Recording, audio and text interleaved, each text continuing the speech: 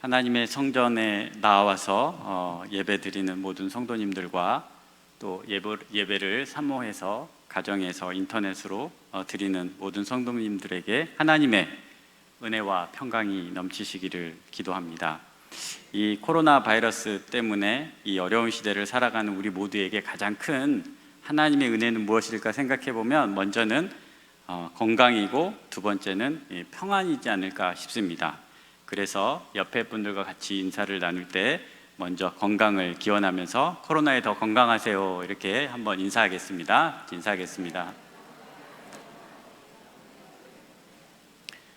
네, 평안을 위해서 기도할 때는 어떻게 기도하냐면 옆 사람과 인사를 해봤는데 이분이 어떤 표정으로 했는지 잘 모르시죠?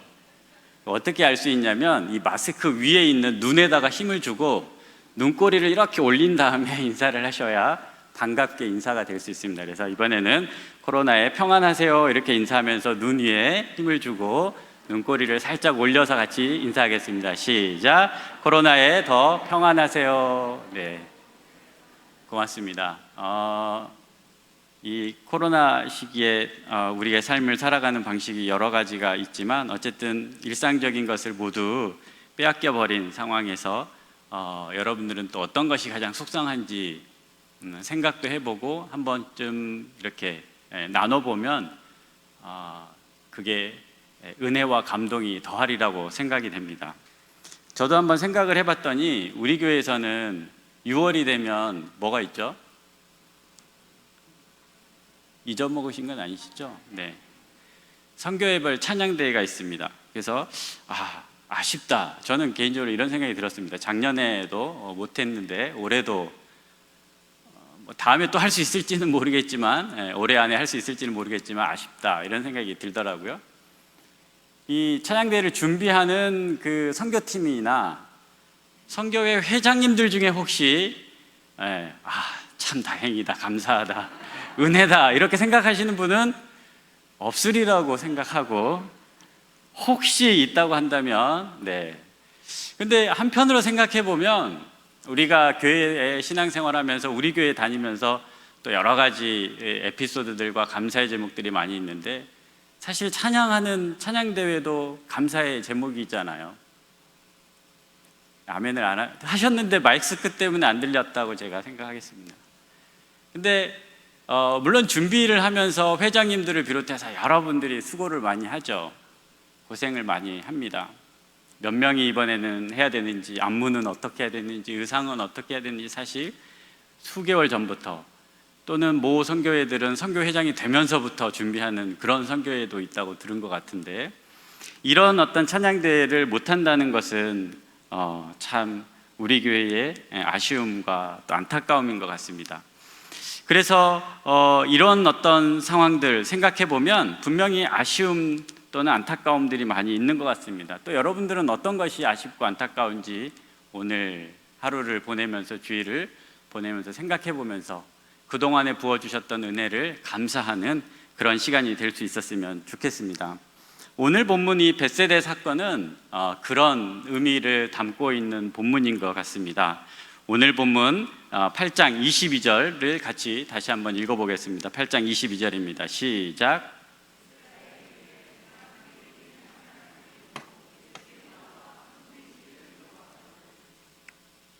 아멘. 벳세다의 이름에 이렇게 되어 있습니다. 오늘 본문의 이 맹인을 고쳐주는 사건은 다른 성경에는 기록되어 있지 않는 마가복음에만 기록되어 있는 그런 기적의 사건입니다. 그리고 방식도 그렇고 몇 가지 다른 표적과 이적, 다른 모습들, 다른 성경에서 보이는 예수님의 모습들과는 좀 다른 그런 모습들이 있는데 대표적인 것이 오늘 본문 22절에 나왔던 것처럼 오늘 이 본문의 장소가 벳세다라는 것입니다. 근데 벳세다에서 이 일을 행하신 것이 다르거나 특별한 것은 아니고 이 22절을 읽어보면 벳세다라는 곳에 예수님이 도착하셔서 이런 장면이 나타납니다. 어떤 것이 나타나냐면 벳세다에 딱 도착을 했습니다. 예수님과 제자들 또는 따르는 사람들이 이렇게 벳세다에 딱 도착을 했어요. 뭐 한 명, 두 명 또는 무명의 사람이 이렇게 들어가는 게 아니고 예수님과 같은 분이 또는 많은 무리들과 함께 이렇게 다 같이 몰려갔기 때문에 이미 소문이 나고 이미 많은 사람들이 반기고 많은 사람들이 찾아왔을 것입니다. 이 대표적인 사람이 오늘 본문에 나와 있는 맹인인데, 이 맹인은 맹인이 스스로 올 수 없기 때문에 어떻게 해요? 사람들이 함께 데리고 와서 예수님을 만나게 해줘요. 그리고 사람들이 대신 이 예수님에게 손대 주시기를 부탁하고 구하는, 간청하는, 영어 표현으로 하면 정말 간절히 구하는 그런 모습으로 이렇게 등장합니다. 그러니까 예수님이 도착하시고 사람들이 예수님을 맞이하러 막 나오고, 그리고 사람들이 예수님께 이와 같은 은혜를 베풀어 달라고, 기적을 베풀어 달라고 구하는 이런 역동적인 장면, 또는 사람들이 많이 있는 복잡한 장면을 이렇게 딱 22절은 표현해 주고 있습니다. 그리고 그곳이 벳세다라고 명확하게 이야기를 하고 있고, 그런데 예수님은 이 벳세다라는 이 동네에 대해서 아주 특별하게 대우를 합니다. 그게 뭐냐면 23절입니다. 23절. 벳세다를 어떻게 대우하는지 23절을 같이 다시 한번 읽어보겠습니다. 시작. 예수께서 맹인의 손을 붙잡으시고 마을 밖으로 데리고 나가사,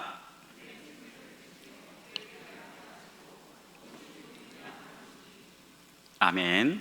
사실 중요한 거는 예수께서 맹인의 손을 붙잡으시고 마을 밖으로 데리고 나가사, 사실 여기가 중요합니다. 벳세다에 이르러서, 다른 말로 하면 이르자마자 사람들이 이 맹인을 고쳐주기를 위해서 구하고 왔는데 예수님이 바로 이 맹인만 데리고 마을 밖으로 데리고 나가셔버린 거예요.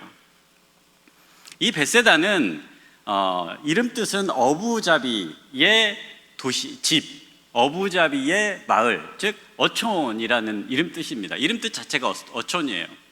그리고 갈릴리 호수의 북동편에 있습니다. 그리고 꽤 큰 어촌이죠.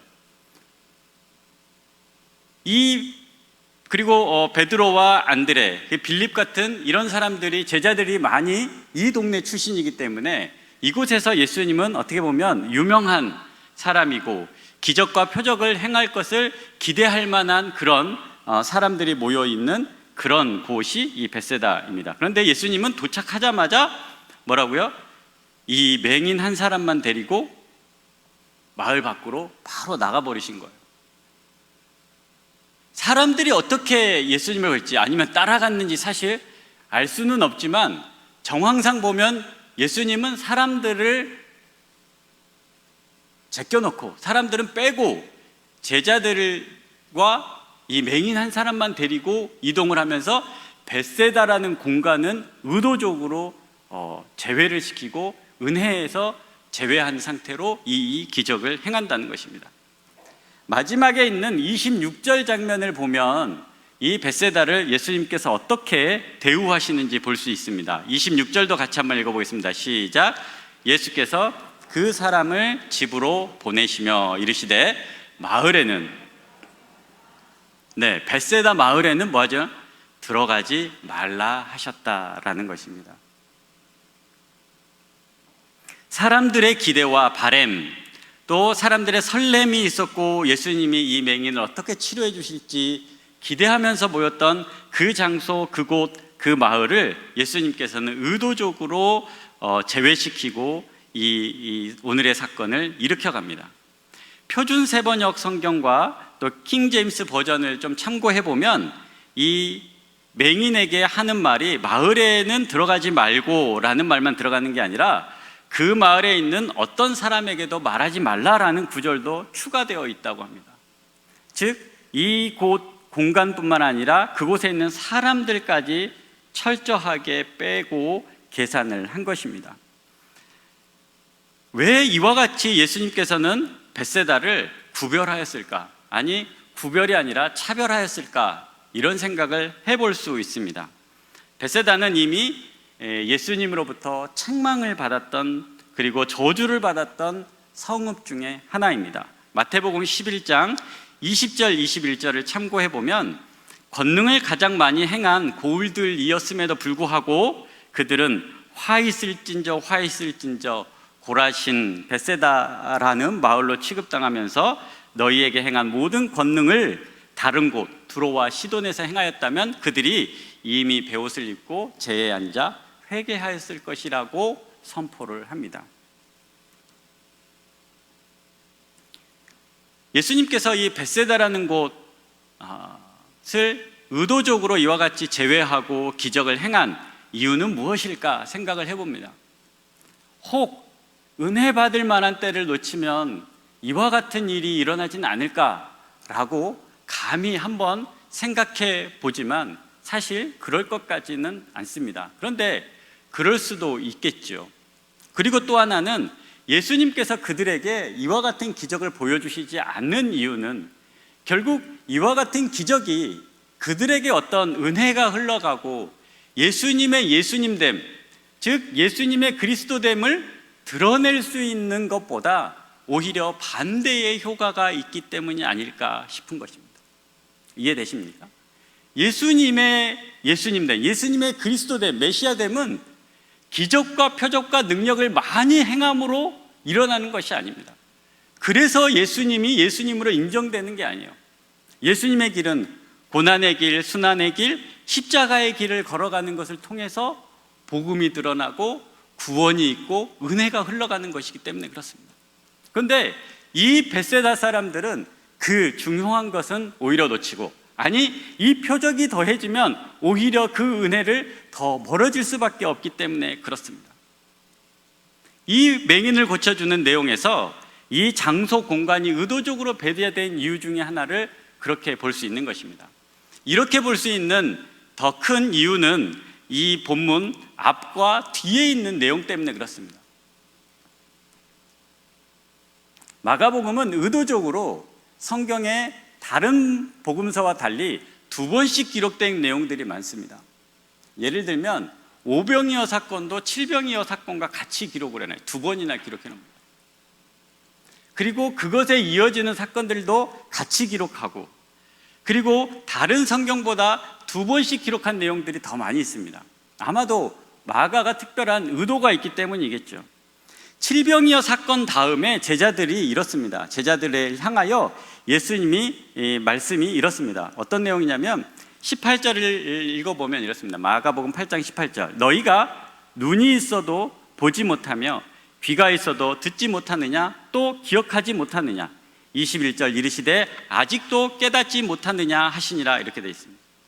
그리고 오늘 본문 다음에도 마찬가지입니다. 오늘 본문 다음에도 사람들이 나를 누구라 하느냐 이런 질문을 하고, 또 제자들에게 너희는 나를 누구라 하느냐 이런 질문을 합니다.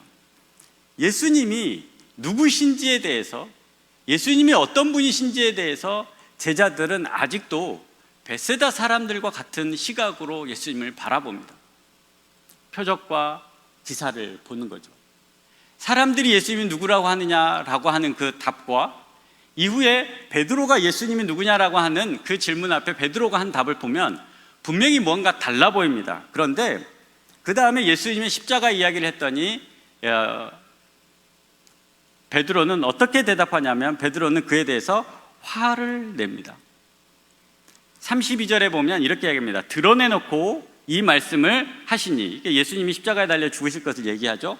그랬더니 베드로가 예수를 붙들고 항변하며, 이렇게 됐습니다. 항변하며, 영어 표현으로 하면 화를 내서 그를 꾸짖는 것입니다.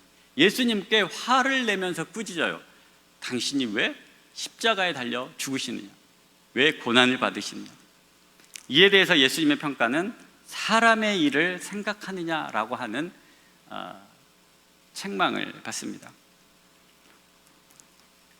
오늘 우리도 마찬가지입니다. 예수님의 길, 또 예수님을 믿는다는 것, 또 예수님의 길을 따라간다는 것은 우리에게 수없이 많은 하나님의 은혜와 기적과 표적이 있지만 그것 때문에 예수님을 믿는 것이 아니라 우리를 향하신 그 예수 그리스도의 사랑이 십자가에 죽기까지의 그 사랑까지에 이르며 우리가 어떻게 무엇을 해서 하나님 나라에 갈 수 있는 것이 아무것도 없기에 본질상 진노의 자녀이기 때문에 우리를 당신이 대신 십자가의 죄값을, 십자가의 죽으심으로 죄값을 치러서 우리를 하나님 나라로 인도하여 주신다라고 하는 이 복음을 가르쳐주고 싶어 하신 것입니다.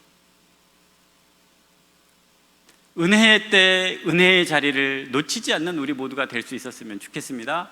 이 코로나 시기에도 우리가 그 은혜를 사모하면서 나아갈 때 우리에게 반드시 이와 같은 은혜를 주실 것입니다. 오히려 그리스도의 복음으로부터, 예수 그리스도의 은혜로부터 멀어지는 우리가 구하는 것을 주시는 것이 아니라 우리가 정말 더 주님을 밝히 볼 수 있도록 주님은 우리를 인도하여 주실 것입니다. 이것이 오늘 예수님께서 이 맹인을 치료하는 과정에서 등장합니다. 그 치료하는 과정을 두 가지로 볼 수 있는데, 먼저는 우리가 한번 읽었던 23절 말씀을 한 번 더 읽어보도록 하겠습니다. 23절입니다. 시작. 맹인의 손을 붙잡으시고 마을 밖으로 데리고 나가사.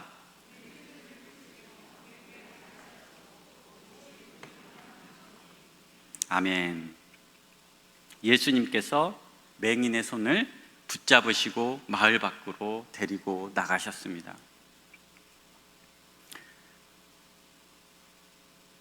예수님께서 그 공간, 그 장소를 피하기 위해서 다른 방식을 취할 수도 있겠지만, 오늘 마가복음 기자는 이 장면을 아주 구체적으로 기록하면서 하나 우리가 그릴 수 있고 상상할 수 있는 그런 장면을 볼 수 있습니다. 뭐냐면 바로 예수님께서 그 맹인의 손을 꼭 붙잡으시고 데리고 나가셨다는 것입니다. 말로 그를 인도할 수도 있고, 또는 어느 곳에서 만나자고 할 수도 있고, 또는 어떻게 다른 표현들도 있을 수 있겠지만, 오늘 본문의 예수님은 그의 손을 꼭 붙잡으시고 함께 걸어가고 있습니다. 아까도 잠깐 말씀드렸던 것처럼 과연 이 맹인을 데려왔던 사람들과 마을 사람들로부터 어떻게 분리되었을까? 그들이 계속 따라오려고 하지는 않았을까? 아니면 그 맹인을 고쳐주는 것을 보려고 하지는 않았을까 생각해 보면 이 장면이 쉽게 이해되지는 않지만, 어쨌든 예수님께서는 벳세다 마을과 사람들로부터 떠나서 이 맹인을 끌고 갑니다. 점점 소리는 작아질 것이고, 이 마을로부터는 멀어질 것이고, 사람들의 웅성거림은 적어지고, 이 맹인과 예수님과의 친밀한 공간이 나타났습니다. 그 걸어가는 길 동안에 그 길은 어떤 길이며 그 길에서 어떤 이야기가 나눴는지 성경은 자세히 기록되어 있지는 않지만, 의심이라고 할 수도 있고, 예수님을 향하여 나를 고쳐주십시오라고 말하는 그런 믿음까지는 없었을 것처럼 보이는 이 맹인을 향하여 예수님께서는 조심스럽게 그를 데리고 갑니다. 꼭 아직 우리가 주님을 미처 다 알지 못하는 그 순간에라도, 우리가 다 알지 못해서 때로는 의심할 수도 있고, 때로는 넘어질 수도 있고, 때로는 좌절할 수도 있고, 때로는 속상할 수도 있는 그 주님과 함께 걸어가는 그 시간 속에 주님은 그 맹인의 손을 꼭 붙잡고 걸어가고 있는 것입니다. 오늘 우리의 손을 꼭 붙잡고 걸어가는 그 주님의 손길과 같습니다. 그리고 그 예수님께서는 도착하자마자 이 맹인에게 한 번이 아닌 두 번의 침을 뱉고 안수하는 과정 속에서 이 맹인의 눈을 뜨게 해줍니다. 그래서 오늘 말씀 제목을 두 번 안수의 은혜라고 정해보았습니다. 한 번 안수하여 낫게 하지 못하셨을까라고 하는 합리적 의심, 또는 다른 곳에서는 한 번만 하시더니 왜 두 번 하셨을까라고 생각해 보기도 하고, 또는 한 번 했는데 부족하셔서 두 번 하셨네라고 당연히 생각할 수 있는 그런 기적과 표적의 장면 속에서 우리는 지금까지 맥락 속에서 쭉 우리가 보아야 할 것을 보게 해주는 것입니다. 한 번 예수님께서 침을 바르시고 안수해 주셔서 그의 눈이 온전히 떠지게 하면 우리는 혹시 더 큰 은혜를 받습니까? 아니면 그것은 당연하다고 생각하십니까? 아니면 한 번에 못 고치셔서 예수님의 능력이 없다고 정말 생각하십니까? 두 번의 이 안수 속에서 주님은 우리에게 과연 말씀하고 싶은 것은 무엇일까입니다. 먼저는 예수님의 이 치료의 사건, 기적의 사건이 항상 어떤 경우에서나 동일한 방식, 동일한 형식으로 이루어지지는 않는다는 것을 잘 알아야 합니다. 사람과 상황과 장소와 형편에 따라서 다르게 은혜를 허락해 주셔요. 이스라엘 백성이 가나안 땅에 들어갈 때 다 여리고 성과 같이 전쟁을 합니까? 아니면 모세가 기도했던 것처럼 여호수아가 두 손 들고 기도만 하고 있으면 이 전쟁에서 승리할 수 있습니까? 그렇지 않습니다. 다윗의 전쟁 방식도 다 다르고 아사왕, 여호사밧 왕, 히스기야 왕 다 전쟁의 상황마다 다 다릅니다. 기도에 응답하시는 하나님의 방법도 다 달라요. 왜냐하면 그것이 바로 하나님과 그 사람과의 인격적인 관계와 만남과 상황이 담겨져 있기 때문에 그렇습니다. 나도 누구처럼 그런 은혜를 주셨으면 좋겠다. 오늘 박종호 장로님의 표현처럼 그렇게 딸의 간이 크고 이런 은혜 다 다르지 않습니까? 왜냐하면 상황이 다 다르기 때문에 그렇습니다. 하나님은 우리에게 기적을 베푸시고 은혜를 베푸실 때 나의 형편에 가장 맞고 나에게 꼭 필요한 방식으로 일하다 보니까 그 누구에게도 없었던 방식으로 늘 은혜를 내려주시는 거예요. 무슨 수학 공식이 아니고 무슨 이렇게 하면 저렇게 되는 도깨비 방망이가 아닙니다. 주님이 우리를 향하여 일하시는 방식은 하나님이 우리를 사랑하시고 우리의 형편과 상황과 또 여건이 각각 다 다르기 때문에 우리를 가장 아름답게 빚어가시는 그 과정 속에서 일하는 방식이라는 것입니다. 이게 첫 번째고, 두 번째 중요한 것은 아까 서론부터 지금까지 쭉 연결시켜서 제가 말씀드리고 있는 것처럼 제자들의 눈도 서서히 밝아지는 거예요. 예수님이 이런 분이었구나라고 쫓아왔는데 예수님이 이런 분이구나라고 하는 전환점입니다. 이해되십니까? 마가복음 8장은 마가복음 16장의 성경 가운데 한 중간에 있습니다. 그리고 이 16장에 조금 후에 나왔던 우리 이 성경 보면 다음에 나와 있는 제자들에게 처음 예수 그리스도의 순환과 십자가의 이야기를 하는 그 장면으로부터 전환되는 거예요. 그래서 그 전에는 기적과 표적이 많이 나오지만 뒷부분에는 십자가의 사건밖에 기록되어 있잖아요. 십자가의 사건이 더 중심이에요. 그래서 예수님이 어떤 분이신지 마가복음 저자는 우리에게 의도적으로 가르쳐주고 있는 거예요. 그리고 그 사건 바로 앞에 나와 있는 것이 오늘 본문의 사건인데, 두 번 안수를 하는 것은 예수님의 부족함 때문이 아니라 첫 번째는 이와 같이 우리의 눈을 떠주었다가 다시금 더 분명하게 볼 수 있도록 해주는 거예요. 코로나 시기에 어떤 말씀을 가지고 여러분과 같이 나눌까 묵상하다가 오늘 이 말씀을 묵상하면 좋겠다고 생각한 겁니다. 무슨 말씀이냐면, 우리가 지금까지도 예배를 드렸어요. 우리가 지금까지도 기도를 했고 우리가 집에서도 당연히 예배를 드리고 기도하고 찬송하고 다 했습니다. 코로나 시기에 우리가 예배 드릴 때 그 예배는 어떻습니까? 코로나 전에 우리가 예배 드리는 것과 지금 예배 드리는 게 똑같습니까? 아니, 오후 예배 사람이 적어져서 다른 게 아니고 우리의 예배 방식이 정말 똑같은가? 나의 간절함이 정말 똑같은가? 내가 하나님을 바라보는 방식이 정말 똑같은가? 이렇게 질문해 보면 달라졌잖아요. 코로나 시기에 릴레이 기도하면서 눈물을 다 흘려보셨잖아요. 내가 성전에도 올 수 없고 주일에 성전에 예배 드릴 수 없었던 그 절망, 그 안타까움, 그 속상함을 가지고 성전에 왔을 때와 그 전에 내가 당연히 주일날 예배 드릴 수 있었던 것과 똑같습니까? 저는 이 코로나 때문에 우리의 눈이 두 번 떠졌다고 저는 생각해 보았습니다.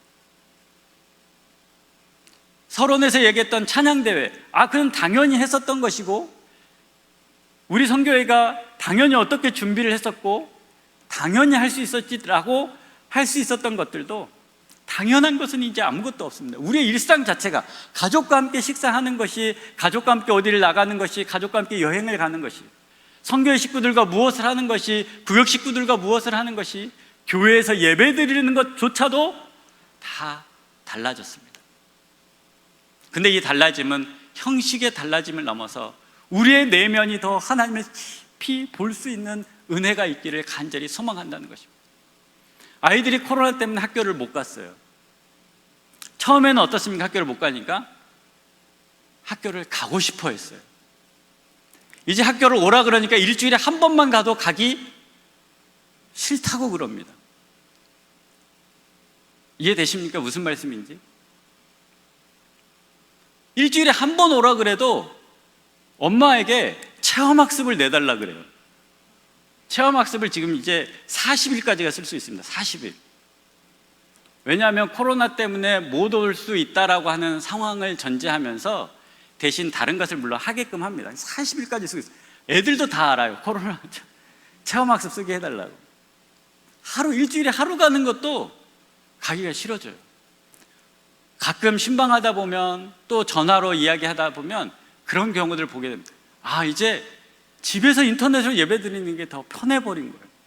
처음에는 성전에 못 오니까 가고 싶은 마음이 들다가 이제는 집에서 예배 드리는 게 너무 익숙해져 버려요. 그런데 과연 그 누구도 집에서 예배 드릴 때 더 은혜 받은 사람이 있다고 말할 수 있겠느냐라는 겁니다. 물론 아주 없다고 말할 수는 없겠지만 우리의 몸 자세, 마음 자세 또는 예배에 드리면서 우리가 영과 진리로 정말 고백하면서 이렇게 예배 드릴 때 과연 같습니까? 감히 같다고 말할 수 없을 것입니다. 그래서 더 간절해지고 이 성전에서 예배 드리는 게 더 기뻐지고 감격하게 되고 감사하게 되고 그런 거 아닙니까? 하나님께서는 이 코로나 시기에 우리의 눈을 2번 뜨게 해주신 것 같습니다. 우리의 예배와 우리의 소중한 일상과 우리의 모든 것들을 다시금 돌아보게 하고 또 주님 앞에 무릎 꿇게 하고 이것이 얼마나 감사한 일이었는지 돌아보게 하는 그런 사건이 된 것 같습니다. 하나님께서 오늘 이때에 잠깐 멈춤하면서 우리를 돌아보는 시간이 될 수 있었으면 좋겠습니다. 얼마 전 신방하면서 최근 사업을 시작하였는데 얼마 안 돼서 코로나 때문에 거의 멈춰있는, 아무것도 할 수 없는 곳을 방문한 적이 있습니다. 그곳에 가서 여러 가지 형편과 상황을 들었습니다. 사실 누구의 실수도 아니고 잘못도 아니고 예측할 수 있었던 것도 아닙니다. 그런데 막상 사업을 시작했는데 이런 일이 닥친 거예요. 얼마나 답답하겠습니까? 그래서 기도하면서 그렇게 기도를 해드렸습니다. 나의 의지와 상관없이 강제적으로 잠깐 멈춤하였습니다. 이 멈춤의 시간 속에서 다시금 첫 마음으로 돌아가게 해 주옵소서. 지금의 나를 바라보면서 사업장을 바라보면서 어떤 이유와 목적으로 시작했는지 다시 한번 돌아보고 또 이 일을 앞으로 어떻게 해야 될지 또 돌아보면서 다시금 하나님의 마음을 품고 이 일을 힘차게 해나가실 수 있도록 힘을 더하여 주옵소서. 이렇게 기도했습니다. 여러분, 우리가 살고 있는 형편은 다 다릅니다. 우리의 일터도 다르고 우리의 신앙생활도 우리의 모양도 다 다릅니다. 그런데 이 때를 지나면서 잠깐 멈춤을 강제로 할 수밖에 없었습니다. 잠깐 멈춤하면서 나를 바라보고 또 우리의 가정을 바라보고 우리의 교회를 바라보고 우리의 일터를 바라보면서 하나님이 어떻게 말씀하시는지, 우리의 일상생활이나 우리의 모든 예배나 기도가 피상적인 것이 아니라 다시금 우리의 눈을 열어서 주님을 바라볼 수 있는, 또 우리의 눈을 떠주셔서 주님을 온전히 볼 수 있는 그런 은혜가 있는 이 시간이 될 수 있었으면 좋겠다 싶습니다. 이 코로나 때문에 혹시 너무 힘든 분들 또는 여러 가지 이유로 낙심하거나 엎드러지거나 절망하신 분들 있다면 주님께서 위로하여 주시고 힘을 더하여 주시고 주님이 그 손을 꼭 붙잡아 주시고 다시 한번 은혜의 자리로 인도하여 주시기를 간절히 구합니다.